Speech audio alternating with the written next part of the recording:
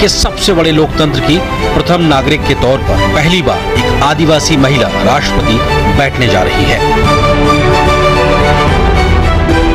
देश के सबसे पिछड़े इलाकों में शुमार ओडिशा के मयूरभंज के छोटे से कस्बे रायरंगपुर से ताल्लुक रखने वाली द्रौपदी मुर्मू का रायसीना हिल तक का सफर ये बताने के लिए काफी है कि कैसे उनके संघर्ष ने उन्हें ये मुकाम हासिल करने में मदद की। अभाव में गुजरा बचपन, युवा काल का संघर्ष, व्यक्तिगत जीवन के उतार चढ़ाव, सार्वजनिक जीवन की सादगी और बेदाग छवि, यही है वो व्यक्तित्व जो देश की पहली महिला आदिवासी राष्ट्रपति बनने जा रही है। द्रौपदी मुर्मू का जन्म भारत की आजादी के करीब 11 साल बाद 20 जून 1958 को मयूरभंज जिले के बैदापूसी गांव में हुआ। उनका परिवार संथाल आदिवासी समुदाय से ताल्लुक रखता है और उनके पिता अपनी पंचायत के मुखिया थे।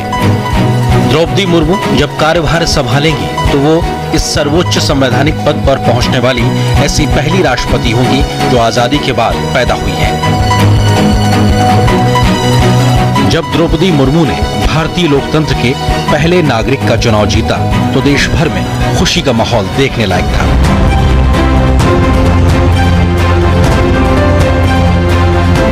प्रधानमंत्री नरेंद्र मोदी ने भी उनकी जीत को गरीबों, पिछड़ों और हाशिए के लोगों की जीत करार दिया तो उनके प्रशासनिक अनुभव से देश को लाभ मिलने का भरोसा भी जताया। रायसीना हिल तक पहुंचने से पहले द्रौपदी मुर्मू का एक लंबा संघर्ष रहा है और उन्होंने लोगों और समाज से जुड़कर लोगों के बीच एक अलग पहचान बनाई है। साल 1979 में भुवनेश्वर के रमादेवी महिला कॉलेज से बीए पास करने वाली द्रौपदी मुर्मू ने अपने पेशेवर करियर की शुरुआत उड़ीसा सरकार के लिए क्लर्क की नौकरी से की। तब वह सिंचाई और ऊर्जा विभाग में जूनियर सहायक के पद पर थी। क्लर्क की नौकरी छोड़ने के बाद उन्होंने अपने घर रायरंगपुर में एक शिक्षक के तौर पर भी काम किया।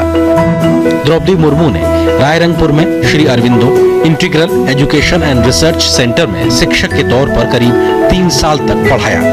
एक शिक्षक के तौर पर उनकी मेहनत ने उन्हें इलाके में एक नई पहचान दिलाई।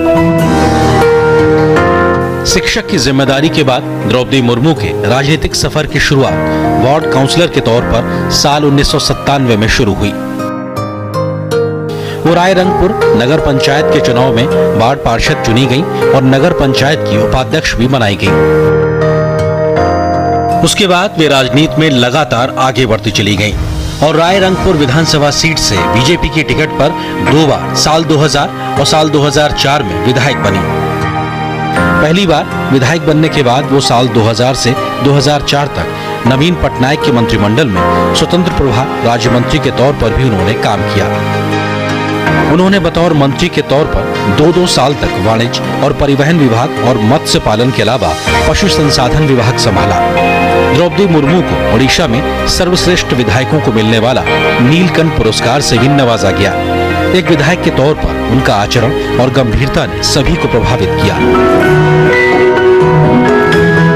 जब द्रौपदी मुर्मू का राजनीतिक सफर आगे बढ़ने लगा तो उनकी व्यक्तिगत जिंदगी में बड़ा तूफान आया।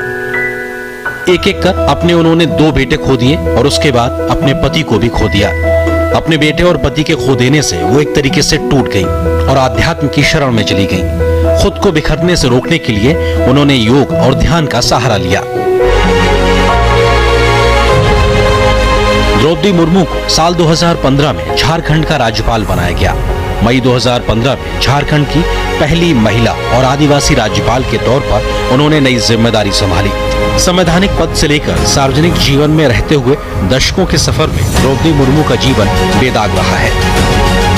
एक शिक्षिका के रूप में काम करने और सार्वजनिक जीवन में रहकर शिक्षा के महत्व को करीब से समझने के बाद द्रौपदी मुर्मू ने शिक्षा की अलग जगाने का बीड़ा उठाया और एक ट्रस्ट बनाकर शिक्षा के प्रसार पर काम करना शुरू कर दिया। उन्होंने SLS ट्रस्ट के नाम से न सिर्फ स्कूल खोला बल्कि बच्चियों के लिए एक हॉस्टल भी बनाया जिसमें करीब 70 से ज्यादा लड़कियां रहकर पढ़ाई कर रही हैं। आदिवासी इलाके में शिक्षा की अहमियत को बढ़ावा देने के लिए उनके द्वारा शुरू किए गए इस प्रयास का पूरे इलाके में अच्छा असर पड़ा और लड़कियों में शिक्षा के प्रति जागरूकता बढ़ती दिखाई पड़ रही है।